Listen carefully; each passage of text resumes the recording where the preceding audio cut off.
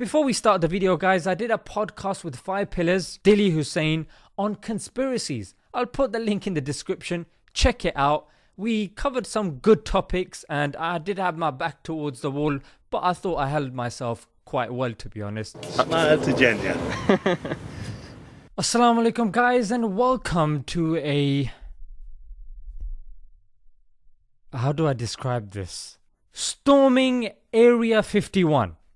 It started off as a Facebook group, which was clearly a prank. But it's generated quite a following. In September of 2019, the people get together and storm Area 51 and see what evidence they're hiding. For those of you guys that don't know, Area 51 is a secret government facility that's supposedly linked to alien research. I think I'm like 2 weeks too late. So what I did guys was I took the most convincing evidences I could find and I compiled it into this very short video for us to have a look. Let's start off with the NSA, the National Security Agency. Be advised that the National Security Agency does not have any interest in UFOs in any manner. This was proved false when Peter Gertzen obtained CIA files under the 1974 Freedom of Information Act. In fact, when the issue went to the Supreme Court, the NSA admitted they had 156 classified files on UFOs. So they lied. Is it any wonder then that people believe that these people are hiding something? Let's move on to Roswell. When it comes to aliens and UFOs, the most convincing and controversial case is that of Roswell, New Mexico in USA. In 1947, a farmer came across some wreckage on his land. The wreckage was like a foil-like material which, when you crumple it up, it returns back to its original shape without any evidence of it being crumpled up. He reported it to the sheriff, and before you know it, the US Army had sealed the place up. 5 days later, Lieutenant Walter Haut triggered the headlines, RAAF captures flying saucer. The next day, however, the government changed the story to it being called a crashed weather balloon. 47 years later, they admitted it was actually a top secret mogul balloon.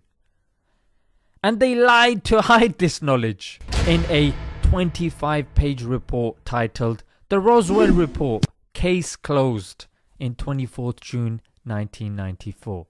And then if that's not enough, they released another report called The Roswell Report, Truth versus Fiction. And they said dummies were dropped from a high altitude balloon. So when the government admits to lying and covering things up and changing their report more than I've changed my underpants in the last couple of days. I don't need to, mate, because I do istinja and all that, isn't it? Is it any wonder that people don't trust them and actually believe that there are aliens? Alright, let's move on to Project Blue Book. Project Blue Book collected, analysed and recorded more than 13,000 sightings between 1952 and 1970. They published their findings in 14 reports. But the number 13 was missing. So first they said they purposely missed it out because people associate it to be an unlucky number. Then, after Stanton Friedman found evidence it was there and was classified, they claimed it was still in draft form. It still hasn't been released. If there's nothing to declare, then why lie and feed the conspiracies? Alright, next we go across the pond back into the UK. Let's start off with Room 801. Britain had a place in Whitehall called Room 801 where they dealt with UFO reports. Now they shifted to RAF Rudloe Manor. They wrote a document on Formby's work investigating UFOs, which is still classified. Seeing the government dedicate people, time, money and space to these sorts of things, and then they keep evidence hidden, it does beg the question, what have they got to hide?